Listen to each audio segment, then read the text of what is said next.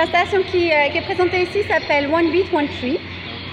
C'est une œuvre d'art interactive qui permet à chaque personne, en allant sur les capteurs qui sont au sol, sur les points blancs qui sont au sol, de donner naissance à une graine de lumière.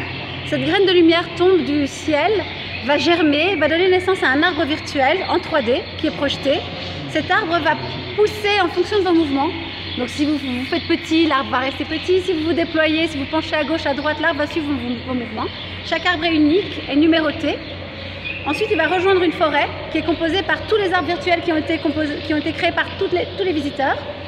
Et tous les arbres virtuels qui sont dans la forêt et qui ont été créés vont ensuite vraiment être plantés dans la réalité à Port-Louis, sur la citadelle, dans un programme de reboisement dans lequel on plante exclusivement des espèces natives avec l'idée justement de à la fois régénérer l'écosystème, réparer finalement ce qui a été détruit, retirer les herbes qui ont tendance à brûler et à dégrader l'ensemble de la colline et justement montrer par l'exemple que si on se mobilise, on peut véritablement, chacun d'entre nous, avoir un impact positif. Chacun aura un code, entre guillemets, qui permet de retrouver son arbre. Les codes, on ne pourra pas les retrouver sur les arbres physiques, mais chaque numéro correspondra vraiment à un arbre qui sera planté.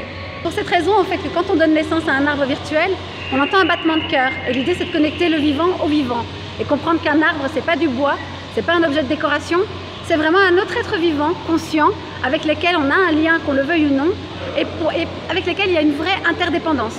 C'est-à-dire qu'on ne peut pas vivre sans les arbres. Donc il y a 2 ans, ce projet a été présenté à très grande échelle sur la Tour Eiffel, en ouverture de la conférence sur le climat de l'ONU. Et du coup, en ouverture de la conférence, la Tour Eiffel s'est transformée en forêt virtuelle. Tous les gens partout dans le monde pouvaient planter des arbres à travers leur application.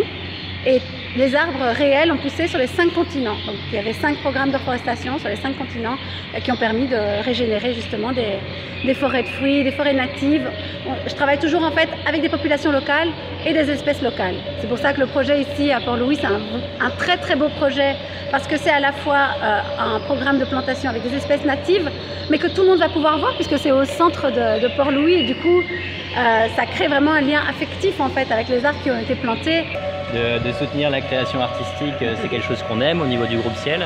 Mais en plus, quand on se dit on peut l'associer à un projet de développement durable, à un projet de replantation des espèces endémiques, ça fait vraiment sens.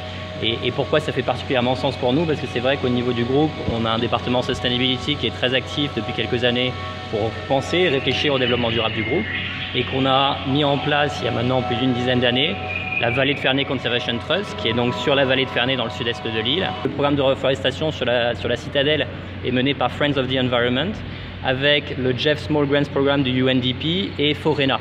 Donc c'est vraiment ces ONG, ces partenaires qui vont être en charge de la reforestation de la citadelle avec un programme bien précis, avec une démarche scientifique et écologique qui fait sens. Voilà, c'est pas juste de planter les arbres, ça se fait dans un cadre bien structuré pour que les arbres non seulement soient plantés, mais puissent pousser dans la durée.